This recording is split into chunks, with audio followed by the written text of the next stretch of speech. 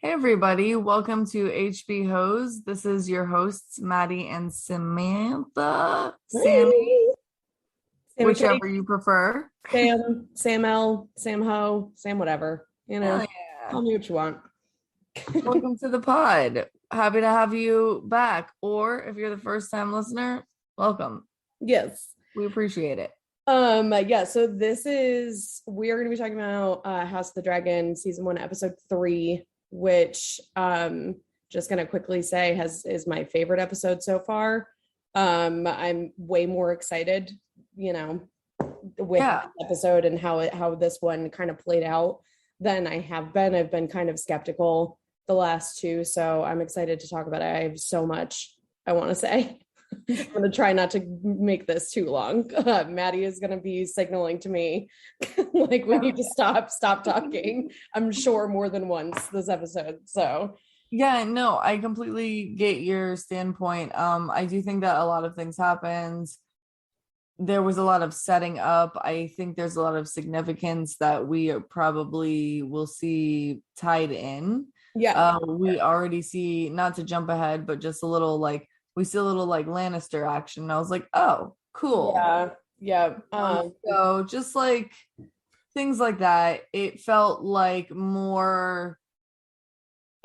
felt like it was setting it up more and we had more information to go off of and just to kind of understand the connections. Yes. Yeah. One of my criticisms about the show so far has been that it's felt very simple, because I'm directly comparing it to Game of Thrones. Even just the first season of Game of Thrones, episode 1, we're introduced to like 20 main characters that all have such a stake in the entire series. And in this one, it's like, okay, we're focusing on one family and then two other noble names and blah, blah, blah, blah. It just kind of was like, okay, this is so simple. This episode really brought it back alive for me with the politics. I'm fucking here for it. That's why I loved Game of Thrones in the first place. I'm like, give me something to think about. Give me some hypotheses, situations like if this, then that. I'm fucking here for it. I was very, very excited with all of the politicizing that was happening during what was Aegon, who is Viserys' son's second name day, so his second birthday. So it's all centered around this time. But yeah, very happy. I'm happy that we got a battle finally. Yep. We got some combat. So I'm just like, yes, like bring it back to me. Make the resonation Game of Thrones stronger than just the names in the show. Like I want to see drama and I want to see smarts and I want to see, intellect. Like I'm here for that. So very, Yeah. very happy with this episode.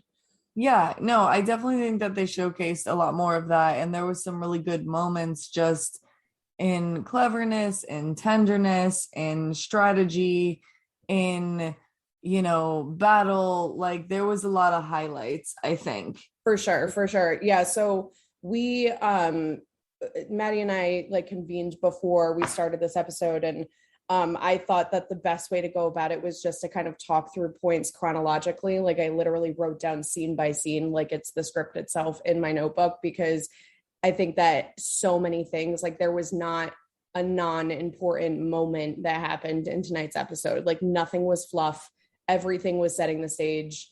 Big decisions were being made or decisions are being pondered on, and they're all super important. So we start off with at the Stepstones with the crab eater, similar to last episode. We don't spend too much time there. We just see that the really, really creepy dude is, nailing people to fucking crosses and letting crabs eat them. So I'm like, but we didn't spend much time there. And then immediately go into what we see is Aegon, the baby's second birthday. And that's kind of where all of the politicizing and strategy talks commence. And I just want to bring up, I think that's a good point. With Aegon's second birthday, the king Viserys, like you can see throughout the entire like celebration and episode, like he's just trying to like enjoy and Yes. and all of that, like all of those politics are just pulling at him. And I don't know, he tries to get away from it, but I don't think he does a good job of it. He does his best, but like it's it's just duties. Yeah, so I think I would classify him as fearful avoidant.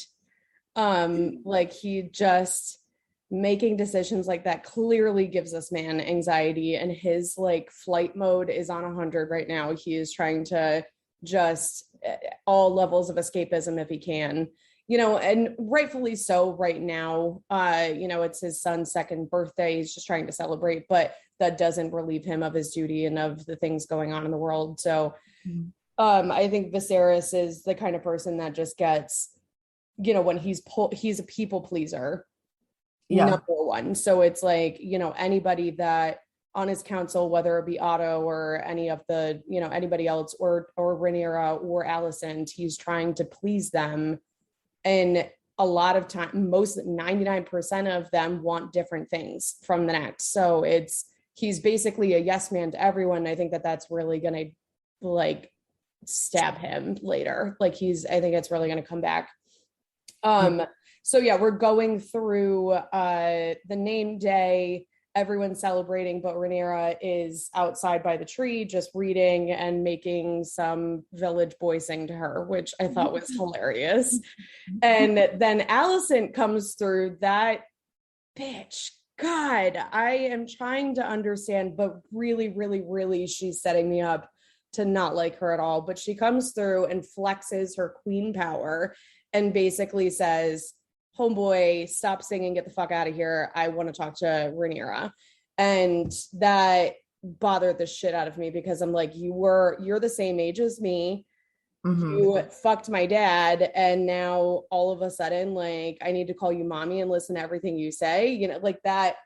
I was like, God, Rhaenyra is in such a tough spot because it sucks because that was her best friend and then was stolen from her and now is trying to flex superiority. And I'm like, as I personally have a problem with authority in all things, so that wouldn't have flew with me. I would have fucking, I know, and it sucks because like I also hated that, but the polarity in me, because immediately what she says after, Alicent is gentle even though she's cunning.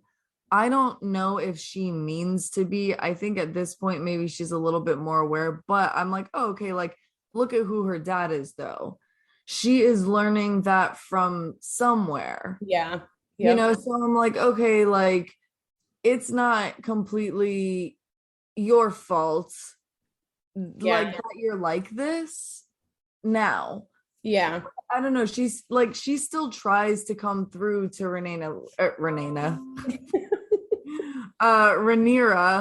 and just like be like, it doesn't have to be like this. Yeah. I don't know. She's always kind of tender. There's a couple other moments we'll get to, but yeah. So I think that you're right. Like she is a product of her raising by the one cunning big toe Otto Hightower. And so I agree with that. I think later on in the episode, we'll get to this, a little bit later, but it's the first time that we actually see her defy him in a way. So that was notable. I'm like, okay, maybe there's a character arc forming here where we're like meant to hate her. Storyline says we should hate her because she's in the worst position of all, but maybe she comes to at the end of it and surprises us. We don't know. Just imagine if Littlefinger had a daughter who was Arya, but who was submissive. Imagine. It wouldn't even be Arya. Well, you get where I'm going. Like, influence. Yeah. Well, like a Sansa. Like Sansa was incredibly impressionable. Yes. Like so. Like, she wanted to do the right thing. Like I don't know, some people have like a more adventurous spirit and they're like, no, like I want to go. And some people are just like, they fall for it. They're like, cool, like I guess I'm going to do what I'm supposed to do. Yeah, definitely. So then we go into, you guys are about to hear my automatic cat feeders, so I'm sorry about that. I don't know if you actually hear them, but they're next to me, so they might. But okay, so we're continuing through again. Actually, one fucking major note that I had.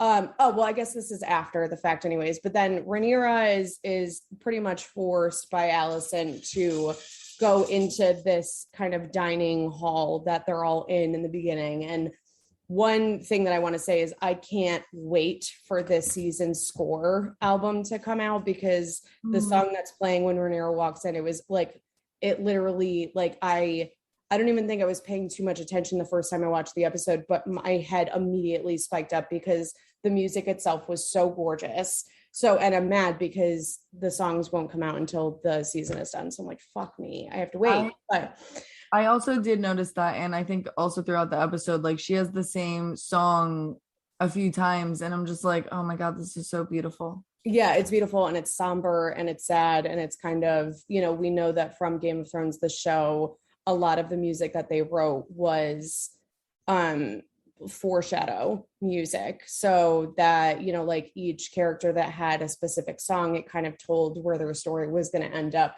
eventually. So, you know, they're just throwing that out there. But you know, she walks in, and but before she does, I believe Otto is talking to some random man we haven't met before. I have no idea who he is. So anybody in the universe that's listening, please DM me and let me know who this man is, because I can't find it for the life of me. But basically the man is trying to convince Otto, like, you need to convince Viserys that Rhaenyra should not be the heir. Aegon needs to be the heir.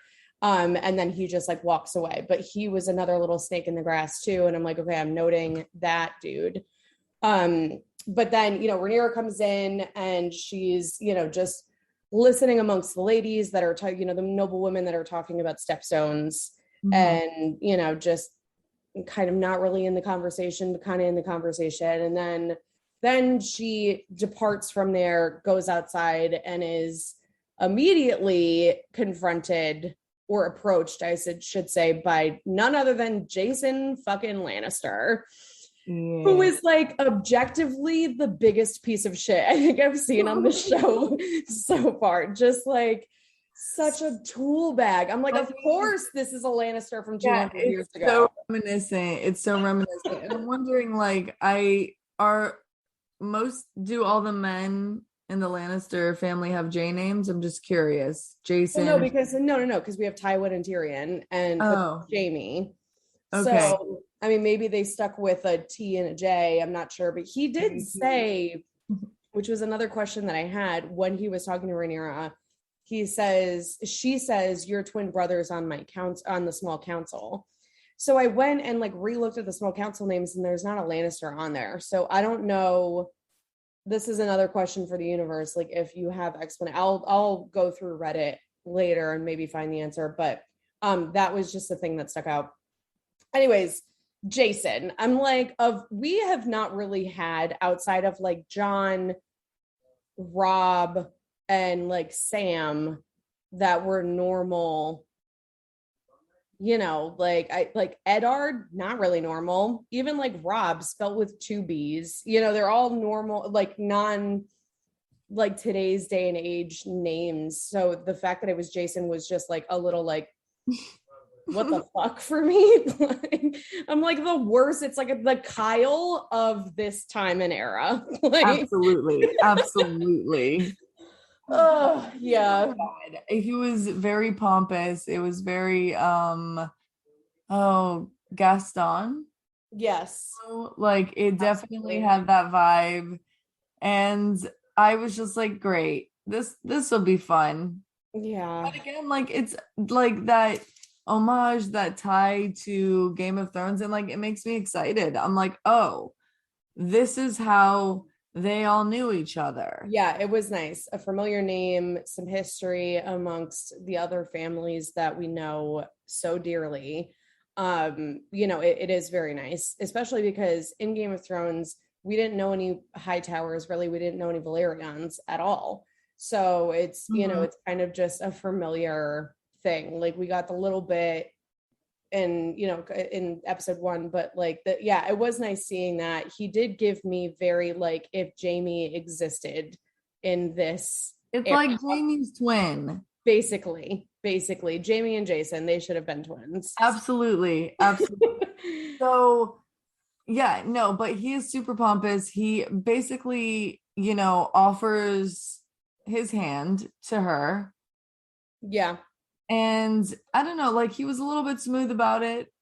I mean, Like, I think that he was the worst way. Like he was like, oh yeah, we'll build a dragon pit in Casterly Rock.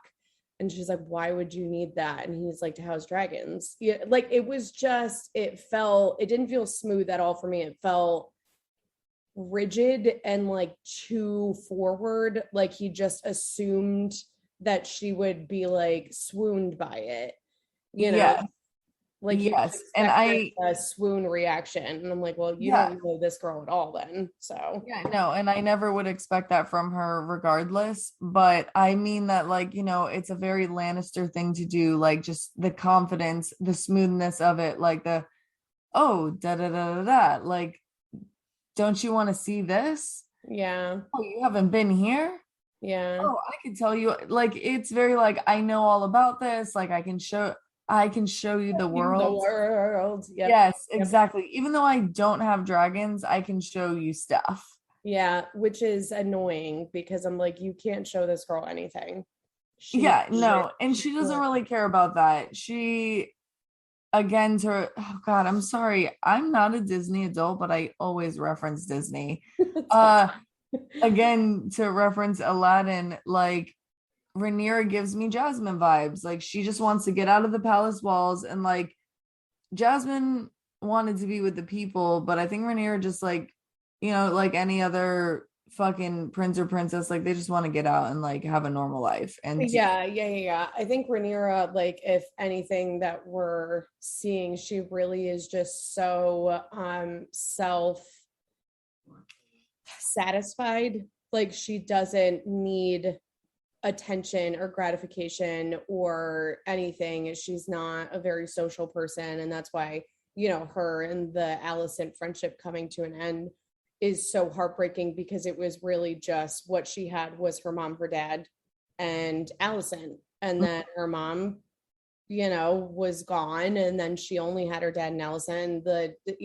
So yeah, I think she's very like, I wouldn't say like a recluse, but she doesn't need all of that. She doesn't want all of that. She doesn't want, so yeah, he's coming at it like if he was talking to any other girl in the Seven Kingdoms, they probably would have swooned. And he clearly, pompous is the best word, because he just came off like just expecting that she was just going to be here for it. And then of well, course, especially because Aegon, he was like, oh, like automatically assume that she's lost yeah, rank, yeah, yep, exactly. which I think we all kind of assumed that because this is fucking Game of Thrones. Well, yeah, I mean, it's a patriarchal world, right? Like, it doesn't matter if you're a 50-year-old woman, the 1-year-old son is going to be more important because he's got a dick. It's just, Right. it is what it is. So, so yeah, I think that obviously throws her, and she goes back into this kind of like dining hall area that they're all in, and confronts her dad. And then they get into a very loud argument. Mm-hmm. And he's basically saying like, you need to marry, you're 17 years old, and she's like, fuck you, dad, I don't have to do shit. And then Otto interrupts and mentions that there's a white hart, which is just a white stag deer, Mm-hmm. that was noticed in the woods. And that confrontation kind of came to an end. And then Rhaenyra immediately just takes off on like a horse, right? She takes off on the white horse, and then Kristen, lovely Kristen Cole, takes off after her, riding into the sunset, almost crashing into a lake. And one thing that I really liked just about like the symbolism of it was Rhaenyra is so tough and she's so hard. And when she's with Kristen in this whole sequence of them being together in the woods, he like allows her to be soft. And I think there's symbolism in that because her horse is like very white and his horse is black, and he's in armor and she's in a dress, even though she's in an armor dress, which I fucking love. I'm like, yes, give me that. Mm-hmm. But it was just really nice. Like he eventually catches up to her, grabs her horse, stops her from going into the water. And I'm like, was this a suicide attempt, Rhaenyra? Like, don't be crass. Don't be crazy, girl. We need you. Don't be crazy, girl. Don't be crazy.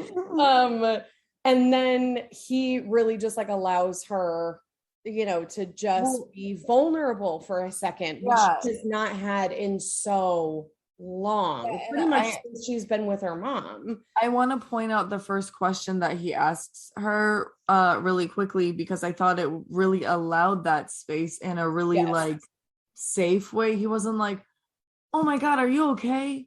Or like, "Get back here." It was like, I have it written down. He just asked what happened back there, Yeah.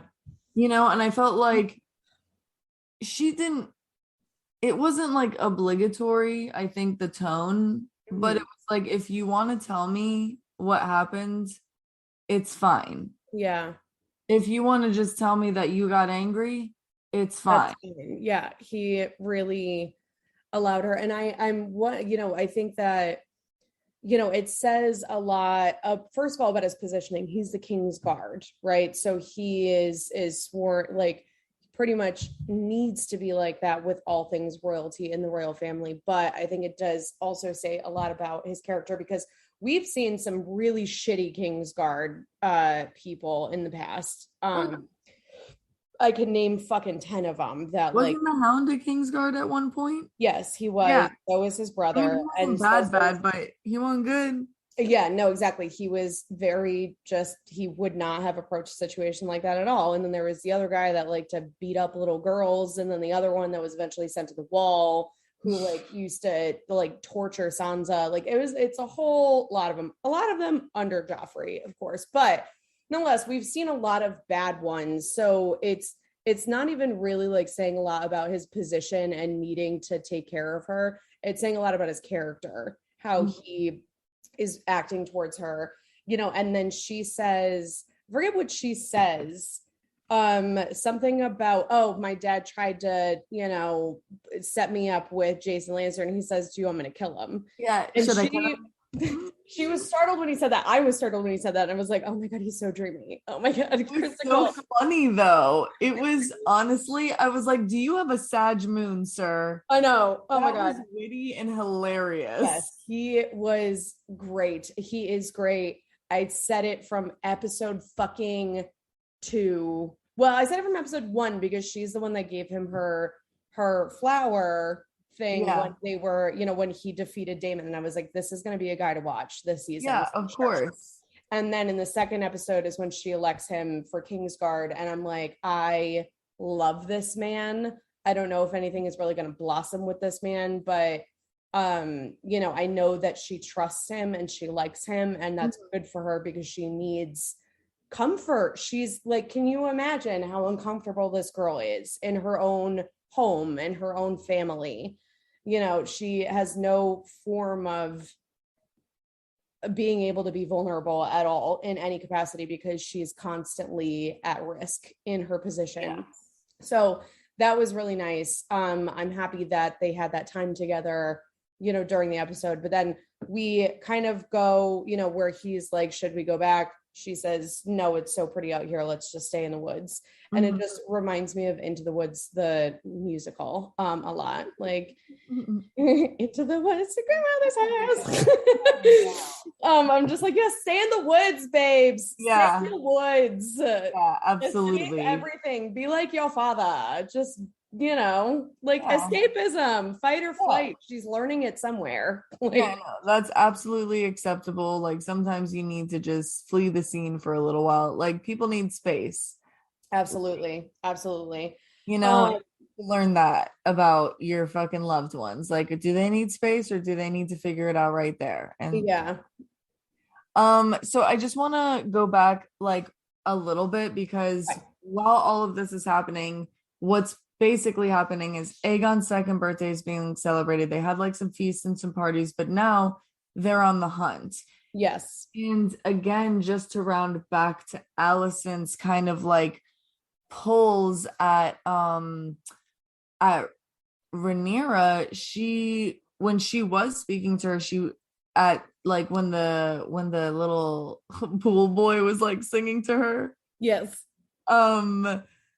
She basically, she requests her presence at the hunt by the king, But before that, it wasn't because of the king. Rhaenyra is the one who posed that question, and she said yes. But really, I think she wanted Rhaenyra to be there because it was like her first time, pregnant as hell. This is her old, like, I don't know. That's a very good point. Alicent is really like, it's like so clouded by her positioning. Yeah. But like, I think she's trying really hard to extend this olive branch because that's still her friend. She's a mother. Like, it's so fucked up, but like, what was Alicent gonna do? Say no? That's true. That's Viserys was still gonna marry her regardless. You just made me think about it in a whole different way just now, thinking about, I clearly am seeing it through Rhaenyra's eyes. She's all by herself. Alicent was her one friend, you know, that was taken away from her. But it was the same for Alicent. Her one friend was Rhaenyra too, and now she doesn't have that either. Yeah, and Alicent again stands in an olive branch when they're talking when she enters the party. And I just want to say, Rhaenyra, although closed and very earthy, she talks to people well. Like she's very well spoken with people. It like, and it makes me feel good and warm inside. I'm like, oh, look at you, like you're good with the people, like that.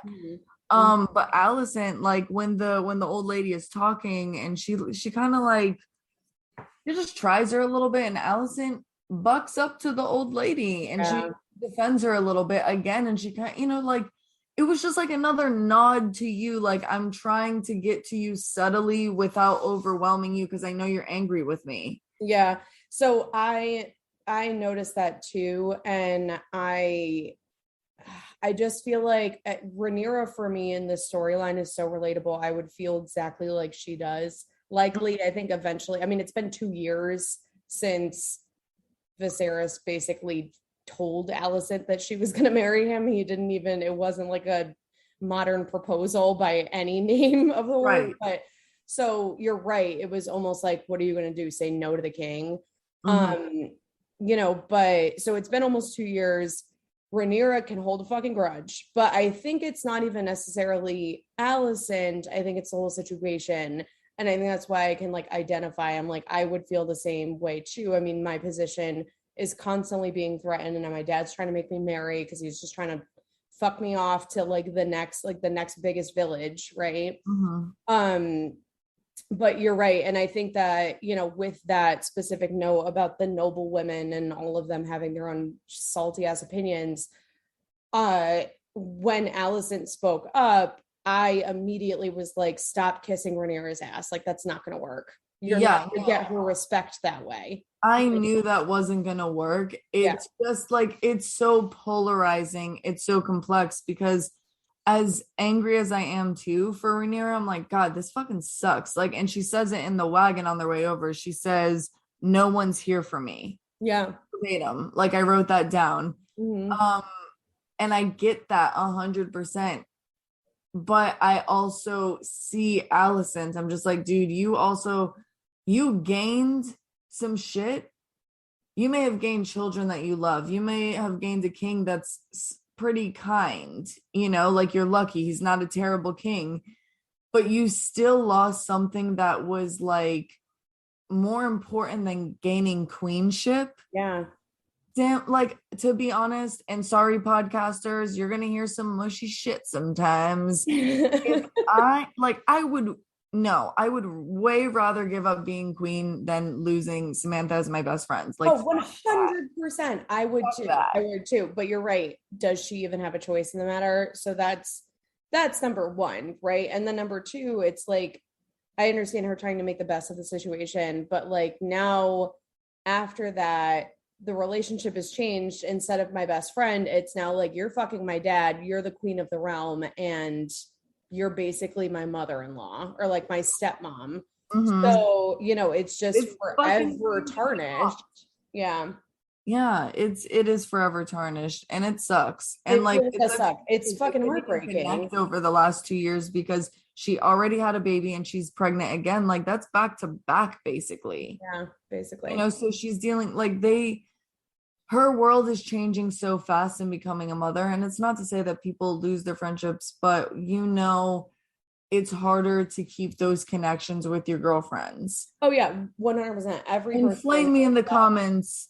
Flame, honestly, like if you're besties with your fucking friends that have a million kids, you know, like it's not impossible. I'm not saying that, but I do think that like if you don't have they don't have children, they don't have as much to relate to each other anymore. They have hardly little so much very very little to relate to each other anymore now. The circumstances on both sides entirely have changed, and it sucks because and this is something like George R. Martin inevitably, it's inevitable heartbreak in all of his stories. We know this, it's his shtick. But so what sucked is that we see Rhaenyra, who is so humble but still so like she knew that he was always trying for a boy, and then he elects her to be his heir in the first episode, and we see her finally glow a little bit, like finally feel like, okay, my own female life means something right now. And then the second episode, literally 6 months later, but second episode to us, we see him break her fucking heart again. Like, so it's like, and through really no fault of anyone's, and Rhaenyra says that in this episode, her and Viserys have a sit down, we'll get to in a minute, but she says basically, like, if you were marrying for strategy or allegiance or to gain anything, you would have married the Valerian girl. But instead you married Alicent, and I think she put him in his place so hard with that, because he married Alicent for comfort and for love. He didn't need to marry her, but he did anyways.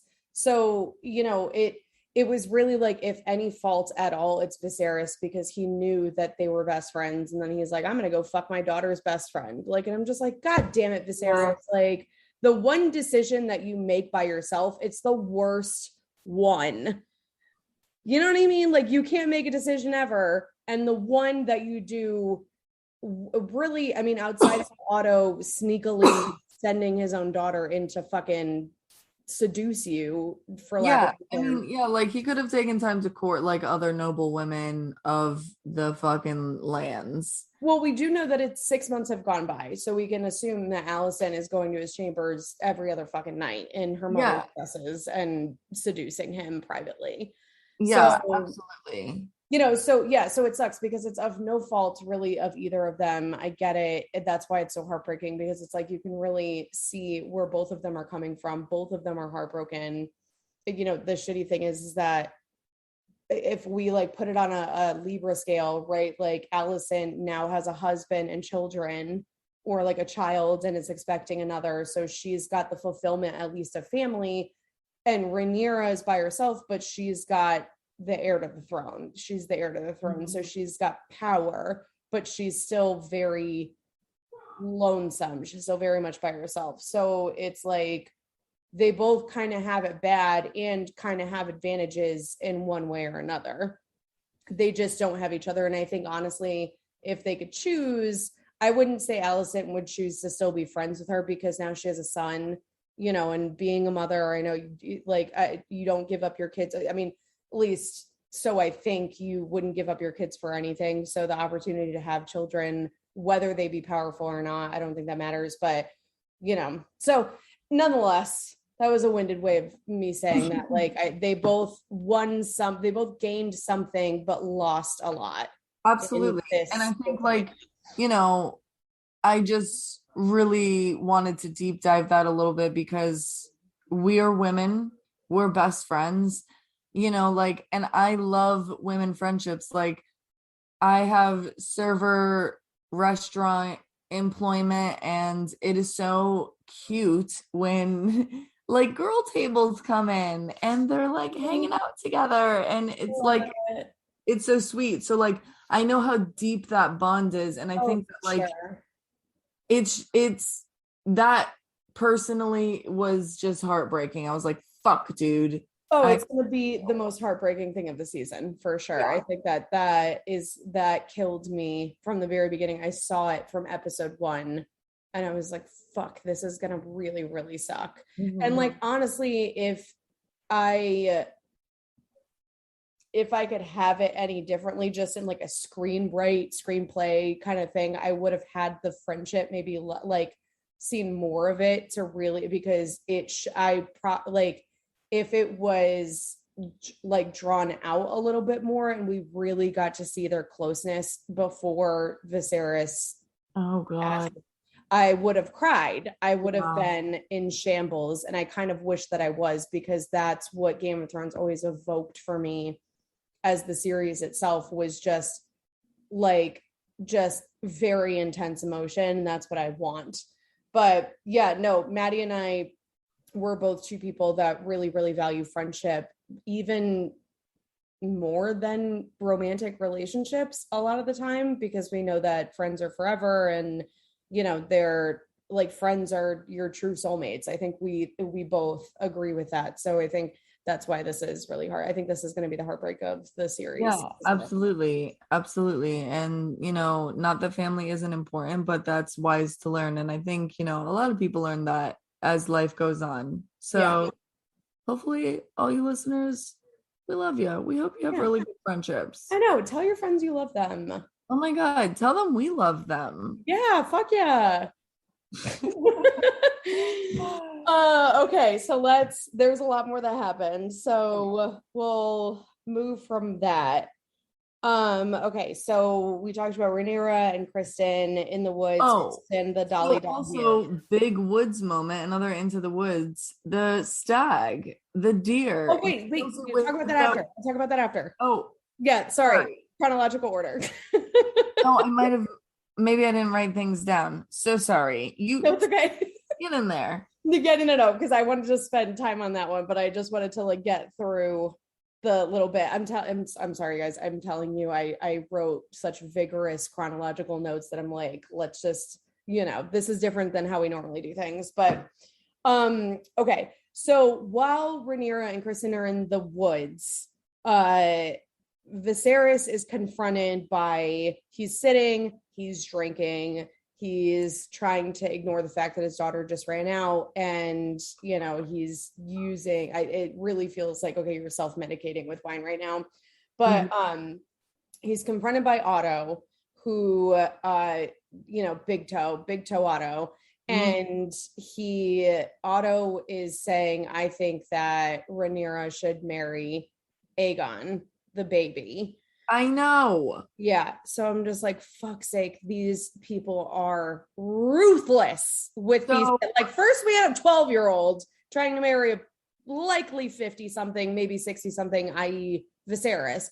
And now you have Otto trying to promise a 2-year-old to a 17-year-old. It's Can I reference the last podcast? What I wrote in my notes is, I get the fucking TikTok now.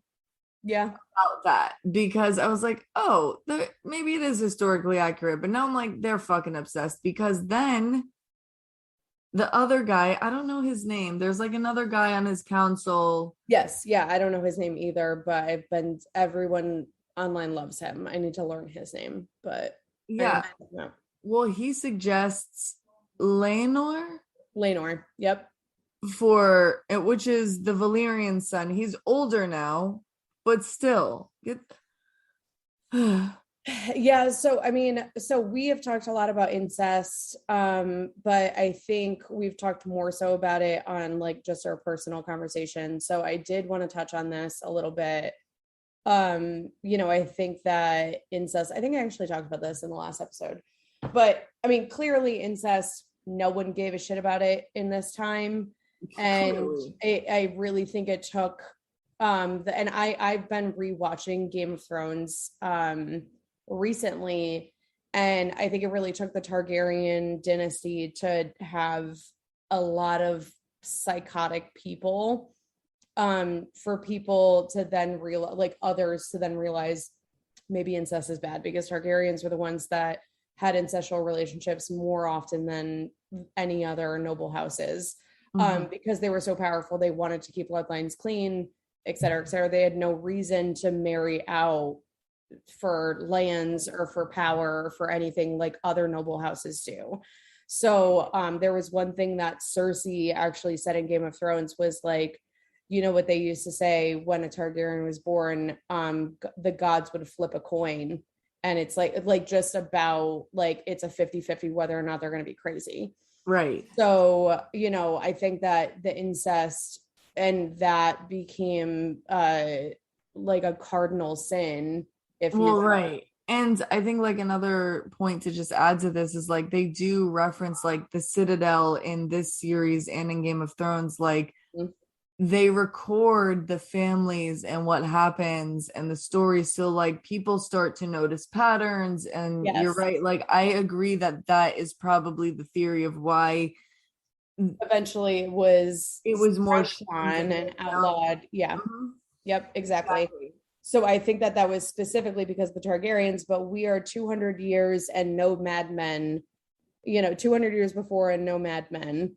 So I think it takes a lot, but we, you know, we do know that there continues to be more incestual relationships within the Targaryen line as we, you know, develop up to where Daenerys is in Game of Thrones.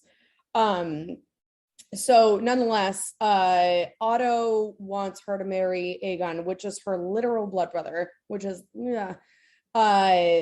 Rhaenyra is her cousin, so it's a little bit more removed. And Rhaenyra is of age, I want to say, just by guessing, probably 14, 15 years old. You know, so nonetheless, those are the two councilmen that came, and that's when Viserys is like, fuck the politics. I don't want to hear it. More wine, please. Thanks. And so that's kind of where we are with, you know, and when I say that he's kind of fearful, avoidant, he is trying just not to think about it because now he has a son. Now the pressure's on, you know, is Rhaenyra going to say the heir or heiress? Very stressed out CEO, and I'm sorry to say this for the world, but like I think he needs a dominatrix. I was gonna say he needs to be pegged. That's what he needs.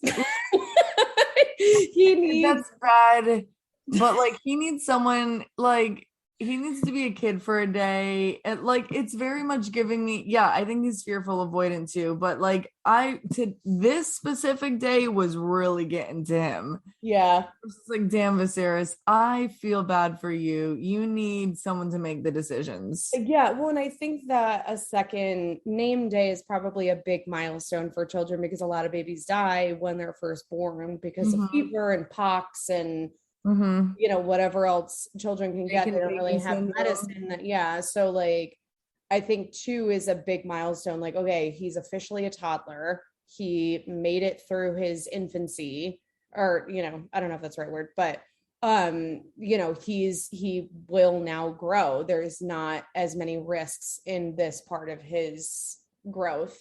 Yeah. So I think that that's probably like a big pressure point for Viserys too, is that now that the Aegon has made it to 2, everyone's like, okay, when are you going to name the heir? Because this is around that time that you should. So yeah, he's basically tells everyone to fuck off. And then we go back to Rhaenyra and Sir Dolly Doll Kristen Cole, and he made her a fire, and they're sitting there, and honestly, it's the most romantic moment of this series so far. It's very cute, and you know, she's asking him questions like, you know, do you think the realm will accept me as queen? And he kind of hesitates, and my theory is always hesitation is a no. Yep. So fuck. You know, but he's being honest with her, and he kind of just says, well, they have to. So I did not love that because of the pause and the way he answered. Like, I don't know, like it was politically correct, but it was not enthused, and it wasn't like I have faith. You know, it just like we all want to love him. He's hot, he's young, but this is Game of Thrones, baby. He's the enemy. I mean, but the thing is I actually really appreciated the way that he said it, because she is not one to be like mugged off, you know, like it's just like, don't lie to her. She gets that enough. She's in power. Everyone is around here like kissing her ass all the time. Like am actually really thankful that although the answer wasn't what we wanted to hear, wasn't what she might have wanted to hear, the point is that she doesn't just want to hear what she wants to hear. She wants the truth. And I think that, I appreciate his kind of honesty.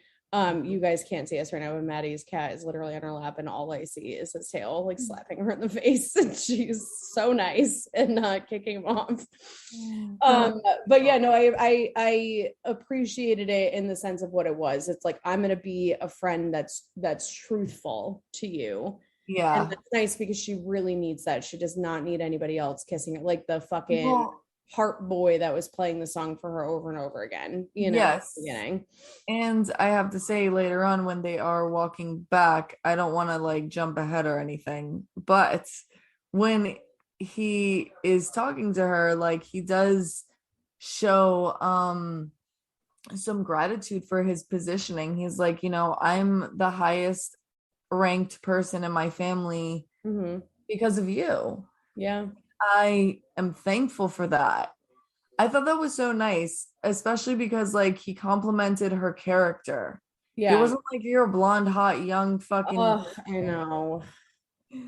This is the patriarchy. Like that was so cool. I was just like, you're complimenting her character, but also like about her wits and her fairness. Yes, which is, just very, very cool of him because, Maddie and I both as women, really, I think like, of course, everyone wants to feel pretty and be called pretty, and it's not, we're not saying don't say that, but it is really nice. Like if somebody compliments me and says, oh, I love your sense of humor, or, I love like your intelligence on a specific thing, that goes miles farther than like, oh, I think you look pretty today. You know what I mean? Like, it's just, and I think that she feels the same way. Rhaenyra is she wants to be valued for things other than her beauty and her position.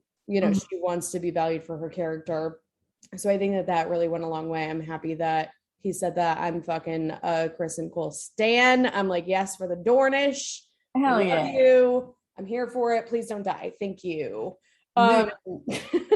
Honestly, it works so well. Like her energy, she might be a fucking Targaryen, but her energy is Dornish. I feel like it is too. Like, I feel like she's just like, she's adventurous and bold and free. Yeah. That's the Dornish way, baby. Yeah, exactly. Honestly, like, oh God, sorry to go back to the incest part, but if she's gonna marry anyone, they should let her marry fucking Daemon. I mean, okay, so that's what I thought that Otto was gonna say originally. Like, I thought that he was gonna say she should marry Daemon because that would help bring like the rift in, the Targaryen family to a close. Clearly, they have so much confidence in the Targaryen name that even if the two, Daemon and Viserys, the two brothers, are fighting and at odds with one another and have remained at odds for years with one another, they have so much like confidence in it. And I'm like, this is eventually what gets you all fucked off. Like, this is what gets you killed, is these ridges that are created in your own family like that. So in Daemon, not her fucking direct brother, a 2-year-old. Daemon is such a good suit for her. If we're just taking incest out of the picture, if we're just living in the moment, we're just gonna stop talking about incest. It's a thing. It's gonna fucking happen. Like, oh God, it just like that part is pissing. The guy, Aegon, the fucking baby, like, bro, get the hell out of here with that. Shit too. I'm just like, oh God, get out of here with that. So moving on, just a good, just a point that I was like, oh yeah, why wouldn't they do that? Yeah, no, I thought that that's what Otto was going to say. And then of course he didn't, because he wants his grandson to be on the throne too. You know what I mean? He wants, so if in any case, Viserys didn't renounce Rhaenyra's claim to the throne, her being the heiress, then at least if she was queen, his grandson, Otto's grandson, would be king, essentially.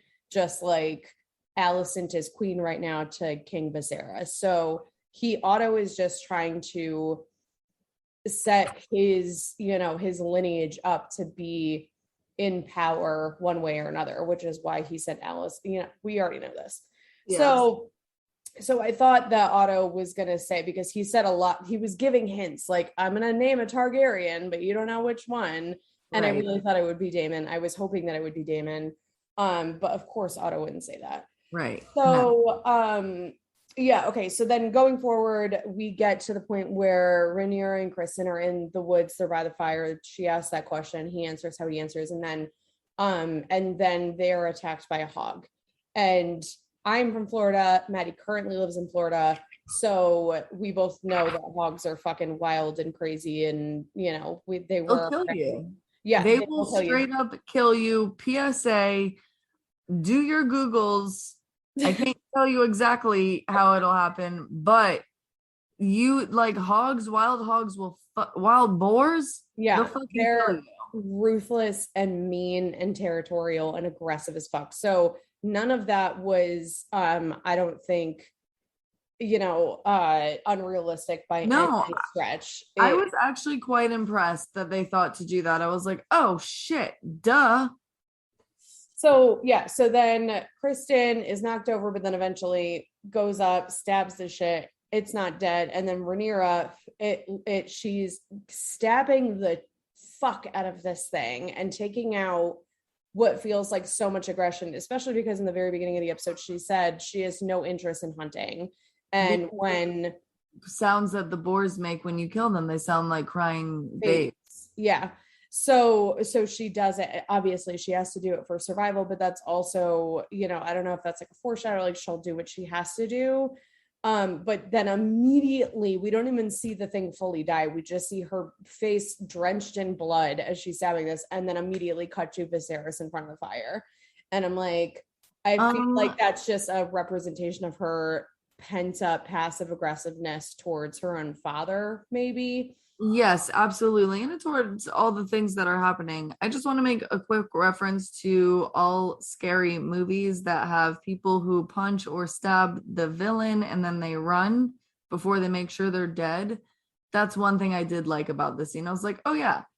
I mean, we didn't see it fully die, but we would assume because she was stabbing it multiple times that she was making sure it was dead. She was necking that thing. Not a scary movie, but I still appreciated the gesture. I was like, don't just run, just, make sure you're clear. Fucking A. Absolutely. So yeah, love that too. Yeah. She is a diligent person. She's oriented, that girl. Yeah, so you're correct. We snapped to Viserys in front of the fire. He's standing in front of the bonfire. He's drunk. And I just want to say that this actor, I don't know his name, but he's got a great drunk wobble. I've seen that wobble. I've done that wobble. I've seen myself do that wobble. And that was a great drunk wobble. Even when he did the little, he was sitting in the chair and he missed, or like he like put the pitcher down. Oh yeah, yep. The first time it was, I don't know, that was very nuanced. It was good. Yeah, the physical acting is great with this guy. So he's standing there, he is in his emotions, clearly drunk, and Alicent comes up and she's talking to him, and then he's basically just giving a spiel about how he is not confident with his pick in Rhaenyra. He doesn't know what his dreams have meant. Clearly a very superstitious man. It feels like all of the Targaryens to a certain extent were superstitious people when we talked about the Song of Ice, a Song of Ice and Fire, and the kind of premonitions or dreams that they would have. So, he's kind of venting to her a little bit. And then we cut to the next morning when Viserys is called to kill the stag, which my least favorite scene of all of Game of Thrones history. So basically the king doesn't fucking, the only experience that we've had watching or seeing or hearing of anything hunting wise with the kings is Robert Baratheon loved to hunt, in season 1 of Game of Thrones. Mhm. And, you know, but he loved to go out and do it himself. And that's what ended up getting him killed. He got attacked by a boar and bloodied the fuck up. Yep. So, but he was a man that wanted to go out and physically do it. So that was my idea of what hunting was in this era. So when Viserys ever fucking pulled up, needed a stool to get off his own horse, and then there was a male deer tied in 5 directions, stuck there for God knows how long, you know, squirming and whatever. And of course, it's not a real animal, and don't, you know, I'm not fucking PETA, but what I am saying is that it's fucking awful. And I'm just like, I have such little respect for this highborn bullshit of I can't hunt myself and I'm gonna keep an animal in misery just so I can be the one that kills it. And then he doesn't even fucking kill it. And it's just the whole thing pissed me off. We don't have to spend too much time on it, but like, fuck, that was my least favorite. I'm like, why are we doing so much shit with animals right now? Yeah, so it felt like a cursed ass moment to me because he kills it with the weapon that Jason Lannister gifts to him. And like, I don't know, I just like Lannisters, bad news. Yeah. Bad news. I don't like this. Yeah. So, and then he doesn't kill it its first time, and then it is screaming and it's horrible to watch. And it was like, I was cringing the entire time. Eventually stabs it a second time, kills it. And then we cut to Rhaenyra is on her horse. Cole's horse is next to her. They're looking over the mountainside. They see like the camp where everybody is in the distance, and then she looks over to her right, and there's the white stag that they've been talking about all episode. That's the great omen of royalty and good things to come. And it's such a good omen on Aegon's second name day that, you know, if the king would find and kill the white stag. And she sees it, and Kristen goes to, you know, pull out his knife, maybe try to kill it or just defend her if it came. And she says no. And then it runs away. And that was, you know, one of the bigger, I think, metaphorical things is, you know, she's the one that actually sees the stag and not her father, who had been wanting to see it. Right. Yeah. Yeah, no, it felt definitely kind of monumentous. Like, I definitely had like an expecto patronus. Yes, definitely. Well, because Harry's Patronus was a stag. Yeah, exactly. So like it definitely felt like it had meaning. I actually wanted to spend some time maybe looking that up later to see like what that means in like different cultures. Maybe we'll tag it in the description later. But I just it was really nice. It actually felt like so calm that moment. Like it felt really still and peaceful. Even though it was just like after some chaos. Yeah, it was really, really beautiful, and it was very calm, and it felt right. Like it felt like she knew it was right. You know, I felt like I could empathize with her in that moment. Like, this is like, we're at, like, I'm at peace. Yeah. And I would actually say this is one of my preferred, like, I would say this is one of the scenes that I prefer in the series from Game of Thrones too. Like, I really liked that scene. Yeah, I did too. It felt very nice. We didn't often get that at all in Game of Thrones, like just a feeling of like sanctity. So that was really nice. And then we immediately go into her bloody faced and all dragging that fucking pig back. And that was incredible. It was incredible because she just cut, like, she's missing. He's got everyone looking for her. She's clearly safe out with Dolly Doll, Chris, and Cole, and then comes back with a fucking boar and is like, here's my, because basically what you hunt for a name day is what you're offering to the birthday person. Right. Yeah. Like, it's just, you know, your contribution, which is why it's such a big deal that the king, especially if it's his son's name day, is the one that is, you know, kills the biggest game, Right. so that's why they didn't just kill the deer and bring it back. They had Viserys go out because it's just the representation and the symbolism of that. So her bringing back a boar herself, especially after saying in the very beginning of the episode, like, I don't hunt, this doesn't interest me, her doing it from survival and then bringing it back as, an offering essentially for the celebration, and everyone's face just dropped. I was like, you guys, you motherfuckers are so intimidated. You can't even speak. So good. I don't know if it was a swordsmith or like a guy cutting some shit or just like a soldier. He was like, damn, I would fuck this girl right now. Yeah, but the way that he looked at her was like, bruh, respect. Yeah. It just looked like respect in their fucking eyes. And honestly, it was so great. It was so great to watch. It was wonderful. And then so we're seeing all of the like other people as she's walking through, and then she gets to, there's the main table that Viserys is at, that Alicent and the baby are at, that Otto is at, and all of their faces were just like, what the fuck happened in the last 12 hours that this girl has been gone? And she's like, I just showed you what the fuck happened. Like, I don't even need to say shit. Like, what I'm capable of now. Thank you.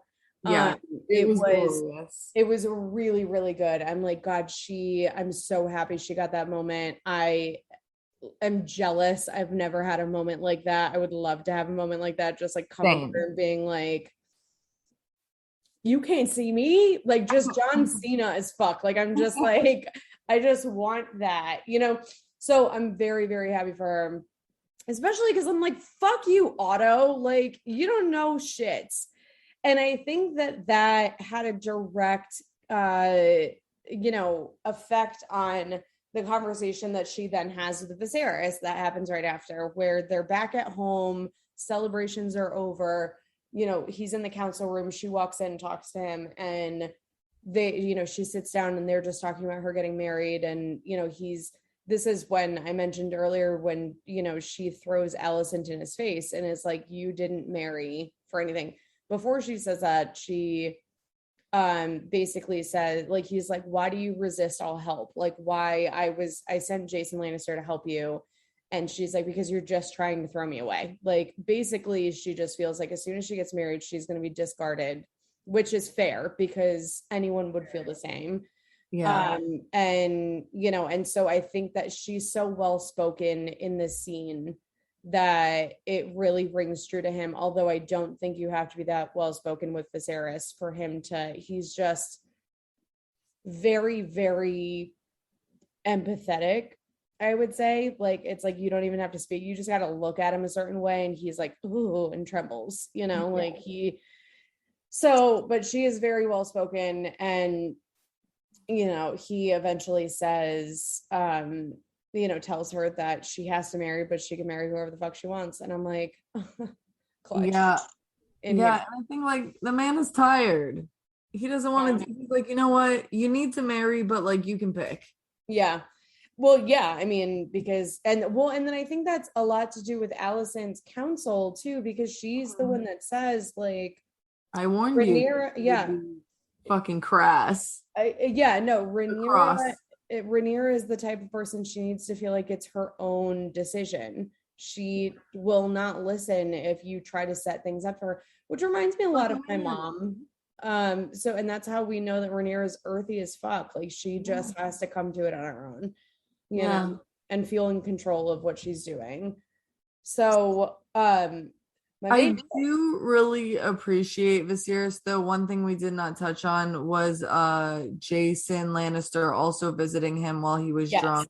Yeah. And asking for her hand and basically saying, like, yes, she's lowered in rank. I just thought like this would be doing her a favor.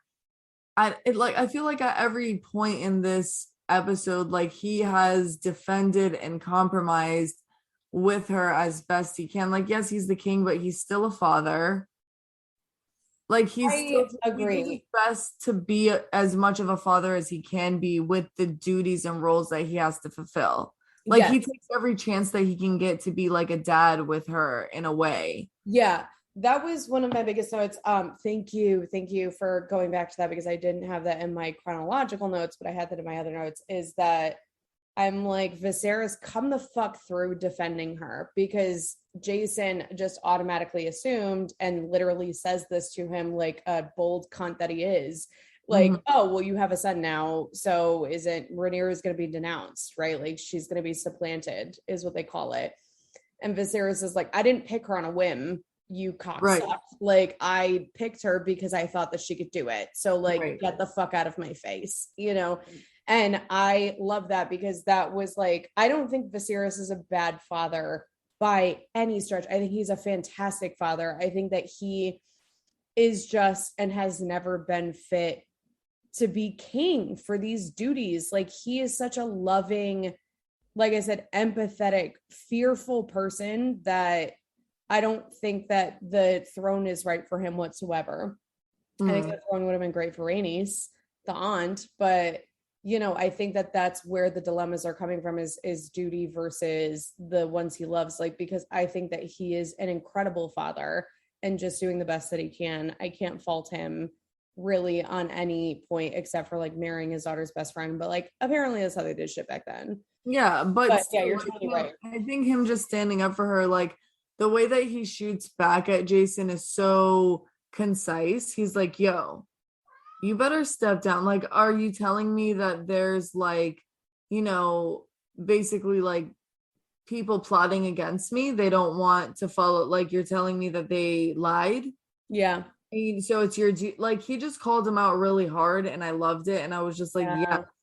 Like, and I think like in that moment and just like the day of it all, it really just solidified his, like, he's going to try his best to get her to take care of her duties, but in her capacity. Yes. Yeah, I agree. I loved that. I loved that moment. I was like, God, we needed someone to be her champion behind her back for once, you know, because she is like chock full of defending herself in person to all of these people, and probably even more so than what we see on screen, clearly. But like, you know, I'm just like, God, Viserys, like, all this girl needs is a fucking father to defend her, you know, and especially defend what you gave to her. She had no choice in the matter either, you know. So whether she wanted it or not, it's still like, you know, you put her in this position. You were ultimately put in this position. We all are. But like, it's your job as a parent. You know, it's like Maddie and I have talked about this a lot, not even outside, like inside of Game of Thrones, but just like, what is the duty of a parent, and when do we grow old enough to parent our own parents, and like, when does that responsibility kind of end? And I don't think it ever does end. Like, when you're a parent, you are supposed to defend your children and take care of your children and make them feel good and comfortable and all these things. So I was really like, we haven't really seen Viserys do a lot of that outside of the first episode, and just in naming her his heir. But like, you know, and he's comforted her emotionally sometimes, but it was really nice to see that behind her back, he's stern and believes in her, truly believes in her. So that was really nice to see. I wish you would have heard it, but you know. I know, I do too. Style, missed connections, baby. Yeah, literally. So, but then he does say, when they are in the council room, she mentions Alicent. He tells her that he wants her to marry, but she can pick whoever. He does say, like, I swear on your mother, or your mother's grave, or, you know, however he phrases it, you know, I will not supplant you. And I was annoyed, because I'm like, Viserys, stop making promises that you can't keep, because literally everyone in the realm is trying to convince you to do otherwise, and you are a yes man. And I think that that's just ultimately going to lead to heartache for her. I don't think that if I had to theorize about anything, my one true, very 99% sure theory is that she never becomes queen. Well, right. And that's a great point, because Alicent is being manipulated by her father still to, you know, basically pillow talk the king into making sure that Aegon gets the placement of kingship eventually instead of Rhaenyra, even though, I mean, I do think Alicent wants Rhaenyra to be queen deep down, but she's, product of her environment. Like, she's just trying to survive and do what the fuck she's got to do. So I think you're absolutely right. I think he could absolutely be swayed, and Allison is his most trusted, and she's so gentle, she's so kind about it. Like, she's really under his like radar completely. And I just think that he's going to fall right into that trap.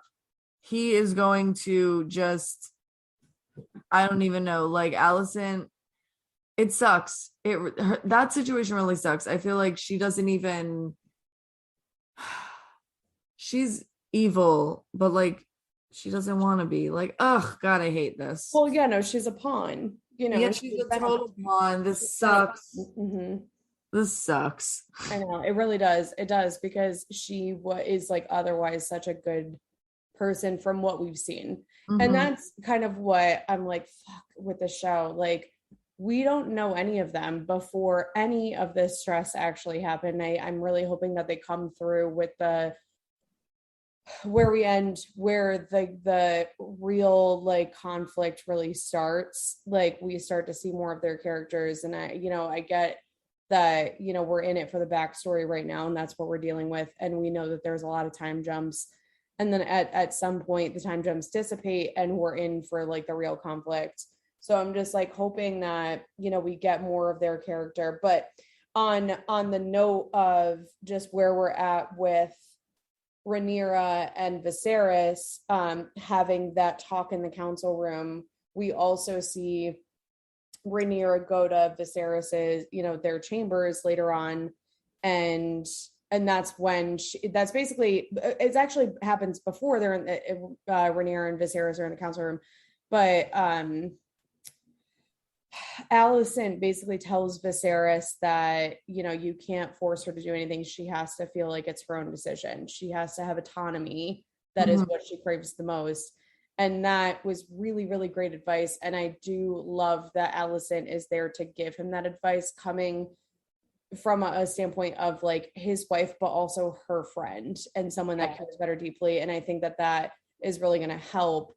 But I don't foresee like anything really being great. Like, I don't foresee their relationship really getting any better. Although I do think that I do really want Rhaenyra to find someone that she loves and to have some sort of like constituted ally for the first time, someone that can't be taken away, an actual husband, somebody that she trusts. And this brings up my question is, with the Kingsguard, I'm trying to remember, because like, so from my knowledge in the Kingsguard, so like Jaime Lannister in Game of Thrones was in the Kingsguard, and he served King, the Mad King, and then he served Robert Baratheon, and then he was kidnapped for 2 years and lost his hand and so on and so forth.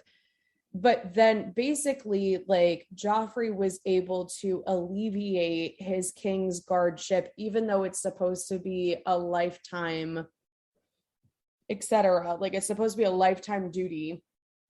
But I'm wondering if Rhaenyra, even though she elected Kristen Cole to be in her Kingsguard, if she would be able to alleviate him of that duty and marry him, because he's the only person that I could see her wanting. And she did smile when he said that. Like, she had already either just like smiling out of freedom, like, okay, I can get to pick myself and I don't have to like rush, right? I can just really find somebody that I love.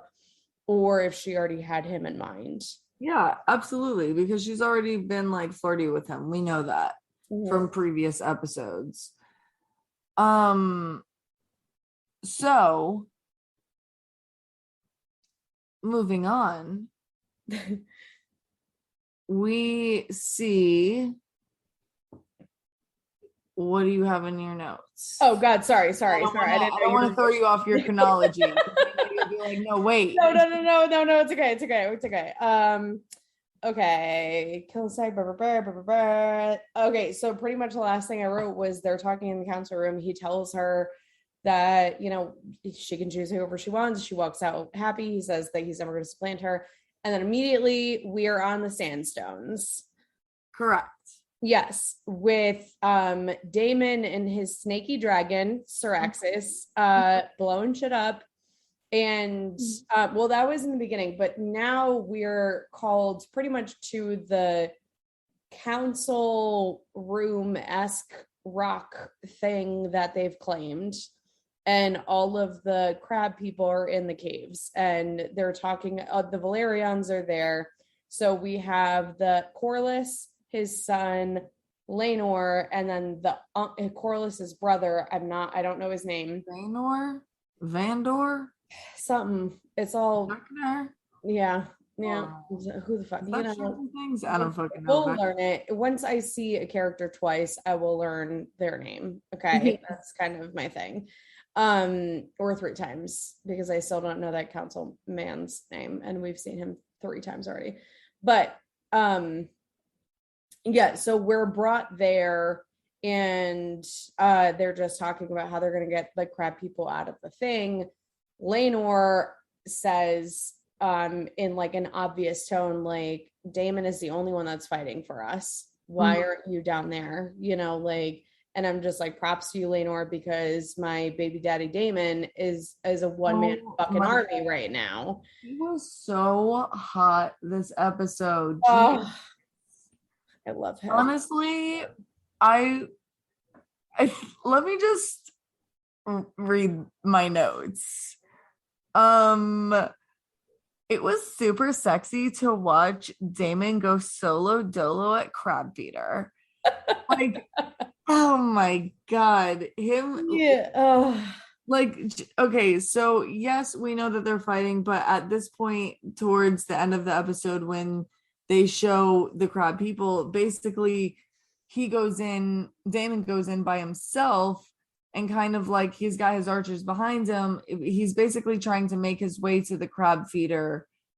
And they don't know how many people they have inside. They think it's a few. So at first I'm thinking like, oh, is he setting himself up? It's got to be a booby trap, which was because he received news of aid, which Alicent convinced the king to do, Viserys. She's like, why aren't you sending aid? Yeah. So he gets notice of that and honestly timed it perfectly. It was dramatic. It was so hot.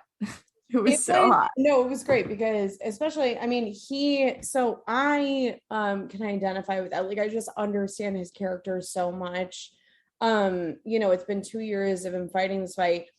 I just want to put a strong, bold fucking emphasis that this was not his fight to fight. He is doing this for the Valerians because they're people that are on their ships, they're soldiers, and their workers are the ones that are getting caught by the crab feeder and dying. So the Valerians are really the ones. So I'm like, the fact that Daemon is even the one that we saw in the very beginning was out there with Syraxis, burning the shit out of everybody. And then at the end, I'm just like, where the fuck are you guys? Like, you're Valerians, right? Like, you're the ones that this is your fight that Daemon is now in because he's an honorable, sexy son of a bitch. And where are you? So like that, you know, so that's just a number one overall consensus. Is like, I haven't seen any of you motherfuckers on the battlefield. I haven't seen any of you all, like, you know, so nonetheless. But yeah, he gets the news from his brother. I also want to say it's something that's annoying. I'm comparing to Game of Thrones, but when Daemon is like rowing to shore to wave the white flag, clearly as get them out of the caves, that's the problem. They're reading Viserys's letter out loud in Viserys's voice. Like, Viserys is narrating his letter, and that's something that Game of Thrones has never done, and I fucking hated it. Because I didn't enjoy it either. It feels lazy, guys. It feels like lazy storytelling. Like, Jesus, you know, can we be fucking original? It's definitive. I mean, I get that it's a prequel, we know, but like, yeah, it's too definitive. I don't like it.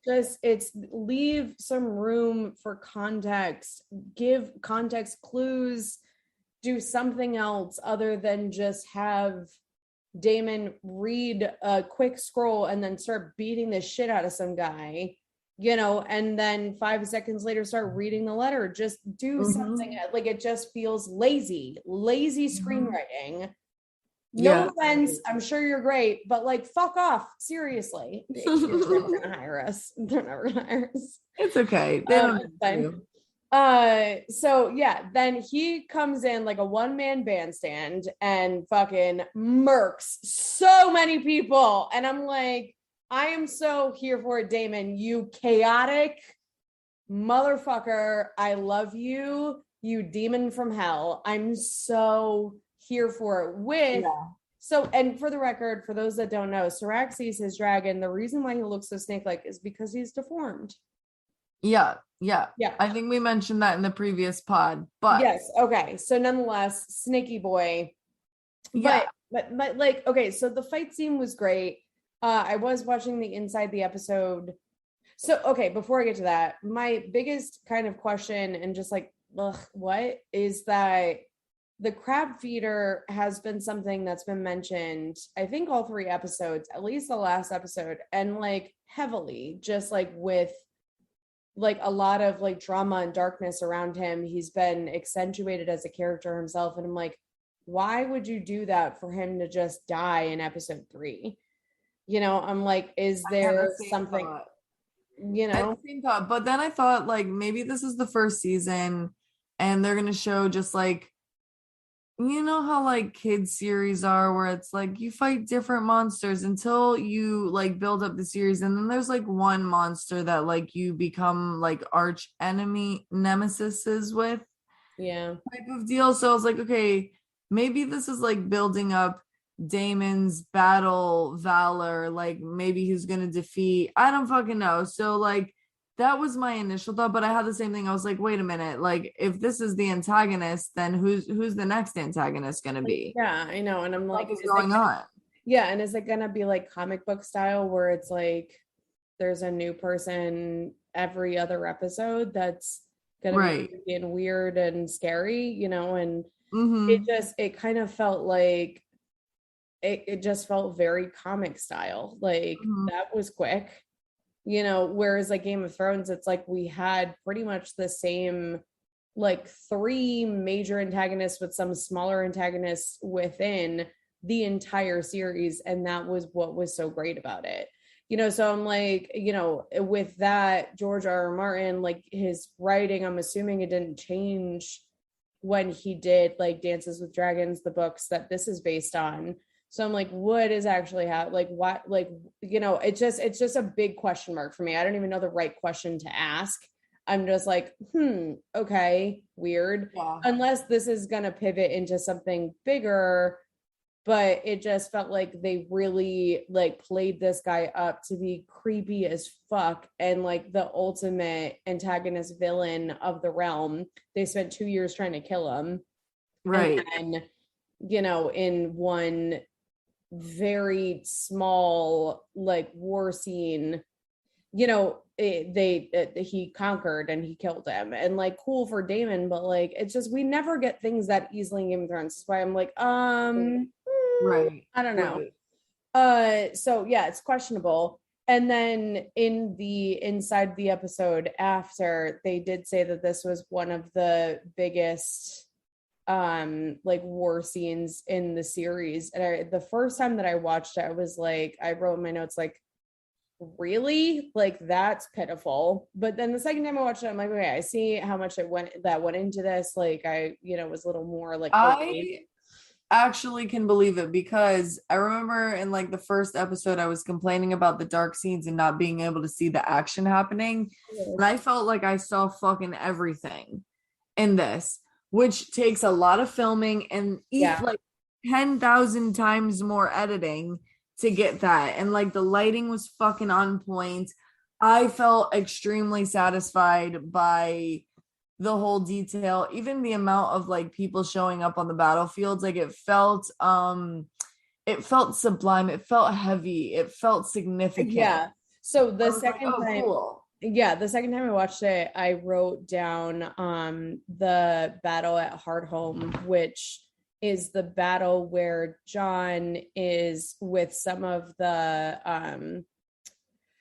some of the Night's Watch dudes, and they're in, up trying to basically save the wildlings from the Night King.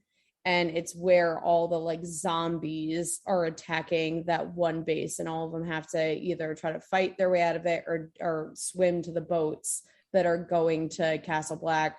And it was one of the most compelling like action war fighting scenes that I've ever seen in my life. I remember I was fucking riveted after I watched that. And that's kind of like, it felt like they took notes from that. And I'm pretty sure Miguel Sapochnik, who is the director of this season, was the director of the Battle at Hearthome in Game of Thrones. So it felt like that, where it was just the crab feeder dudes just felt like a mindless zombie army just running in. And then Rhaenyra on the dragon Smoke is the dragon's name, who is fucking badass. He is gorgeous. Yes. Came through, thank God. And like my other biggest question, I guess, about that was just like, where the fuck is Syraxes? Like, he was just riding it. Is he resting? Like, probably. But, it's like he like isn't a dragon like with Daenerys and her dragons, like every time she felt panic, the dragon showed up because they were connected to her emotionally. So I'm like, but the one dragon flew off for a hot minute. I mean, yeah. So like they can fuck off like that, but like, it's still like more so like Daemon has day to day, like every day, experience with the dragon. He's bonded with it. He rides it all the time. He was just right. He literally rode it to their council rock chamber where he read the note from Viserys like hours earlier. So I'm like, okay, that's my big question too, is like, where is Syraxes? Like, what are you doing? I also wrote in my notes, Rhaenyra grew up. Oh my God, I know. He's a little cutie now. Like, I was like, ooh, no. Why the fuck they do this? But yeah, no, that was really cool. I wanted to say the dragon was fucking beautiful. It was awesome. Like, I really like that it was like that lighter whitish blue color. Yeah.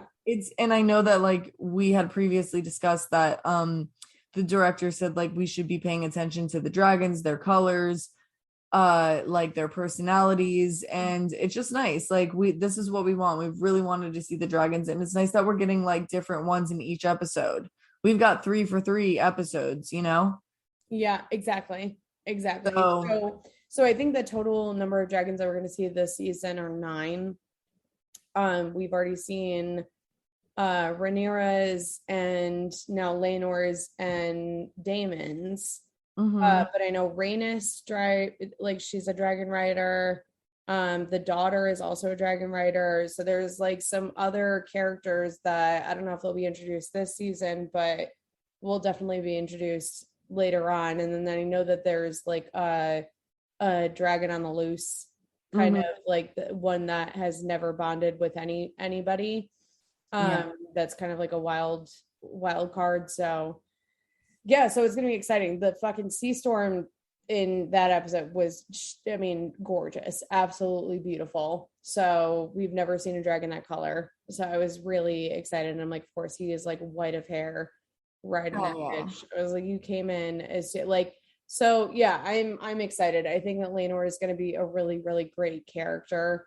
And I think that him and Daemon are going to be close, hopefully. I agree.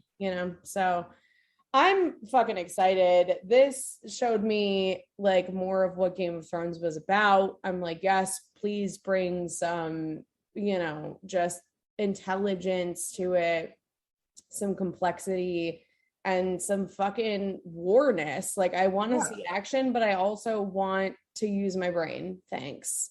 Yeah, absolutely. So, just getting towards the end of the episode here. Yep. I don't know. I definitely think that like just a quick theory, who is it? They had mentioned Rhaenyra probably wedding Rhaenys, and honestly, like I don't want the incest to happen, but I'm like, oh, it makes a little more sense now because he's older, like they're closer in age, and like she's not gonna want to be with someone who isn't like experienced. Like I don't know, I feel like experience in battle like that is good for, especially if if he does end up being close with Daemon. Yeah, well, and That's like a good look for her. yeah, and he's also a dragon rider, which is a Right. big thing. Yeah. So it's like, okay, this is somebody that can keep up with me on that Yeah, level too. exactly. Mhm. Exactly. So that's kind of all I have on theories. I don't want to guess too much. Again, this is a prequel. We do understand what happens like eventually. Mhm. So Yeah, I think that, I mean, if I'm being honest, incest aside, I really would love Rhaenyra and Daemon. I think that their compatibility was like off the charts in episode 1, and she really admires him and he really cares for her. If anything, like, so I'm just like, my vote's for Daemon or Kristen Cole, but she would have to like unelect him from the King's Guard at that point. mhm. So I don't know. I mean, the decision's really hers. We don't really, I mean, we can look up what's going to happen, but for you fucks that don't ruin it for us, we're trying so hard not to like to avoid the spoilers. We want it to not be spoiled because I can easily look up like the family chart and see what happens, but I don't want to do that. So I'm gonna wishful think that it's either gonna be Damon or Kristen for her. I would not mind Lenore at all, Yeah. but I think that if it was for love and for comfortability, it would be either of the two. So, yeah, I don't know. Theories aside, no clue. I think Viserys is going to get fucked in the ass with saying that he swears on his mom, on her mom, that she, you know, Rhaenyra would be, is not going to be supplanted. So I think that that's inevitably going to happen. And I think that that's going to cause probably the most strife and everything. That's my theory. Yeah, no, I agree 100%. I'm so sorry, podcasters. If you've been hearing my cat mew and make noise, he's just vocal. He's just saying hi. He just wants to be a part of the conversation. Yes. Yeah. Well, they heard my cat's auto feeders, and it's only right that they hear your cats. Absolutely, very full circle. Yeah. I think, But like, what if you have anything else? I think we covered all the no, I main think we covered stuff. all of it. I'm surprised we did it within this amount of time. I thought that it was going to go way over, but I have said everything that has needed to be said. So, Yeah, yeah. I don't think we were as silly as we usually are, but you'll get it next time. there's a lot to talk about, guys. There's a lot to talk about. Yeah, absolutely. And we're so glad that you've spent this time with us. You know, we just love Game of Thrones and House of the Dragon and HBO and the work that they're doing to put this stuff together for us as viewers. It's a ton of fun. You know, we all love a fantastical world, and we really appreciate you guys kind of like hanging out with us. It's we're friends, and we feel like, you know, we just want to include some more people in our friend conversation, and maybe Yeah. we'll be our friends. Hell yeah. Yeah. Yeah, so So love you guys. You can find us at on Twitter at HB_hoes, on Instagram at HB.hoes, or email us at hose@hbhoes.com. We're always yeah. here. We love it. Feel free. Please subscribe, like, Yeah. comment, listen.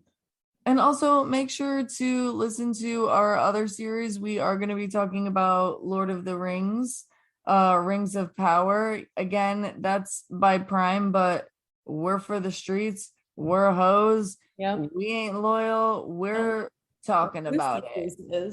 Lucy Yeah. Lucy So TV. if you want to check that out, join us. Hit us up. All right. Bye, guys. Later.